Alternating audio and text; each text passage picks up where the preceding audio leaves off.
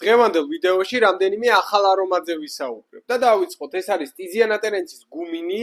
დაახლოებით 2-3 წელიწადია ეს კონკრეტული პოზიცია არ გქონია საკმაოდ მდიდრული გრილი არომატი, არა შემაწუხებელი, ნეიტრალური, უნივერსალური კოლექშენიდან.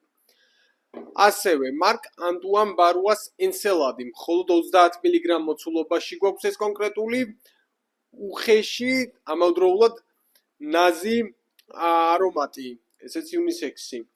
ბოის კანაბის ფრუტატა.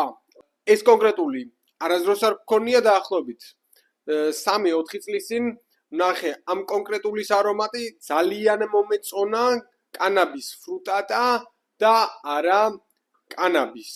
ბევრად განსხვავდება ეს ორი არომატი. ამას უფრო მეტი ციტრუსი აქვს და უფრო მრავალფეროვანი არომატი. არის საკმაოდ იშვიათი. მემო, მარფა, ერთ-ერთი ყველაზე სახელგანთქმული პოზიცია მემოს ბრენდში. ნაზი, ამავდროულად ესეც უხეში, მაგრამ ბევრად განსხვავდება მარკ ანტუან ბარუა და ენსელადი და მემოს მარფა. ინიციო, Wood for Happiness. რადიკალურად განსხვავებული არომატი Wood for Greatness-ისგან.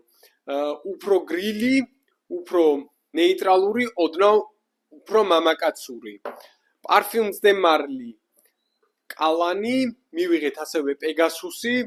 რა თქმა უნდა, იმაზე მე მგონი წინა ვიდეოებში ვისაუბრე და კალანს რაც შეეხება, გვაქვს პირველად არის ეს კონკრეტული პოზიციაც უნისექსი. ტომას კოსმალა 4 ნომერი, ოდნავ განახლებული არომატი, ოდე პარფიუმისგან განსხვავებით, ეს არის ელიქსირ დე პარფიუმი.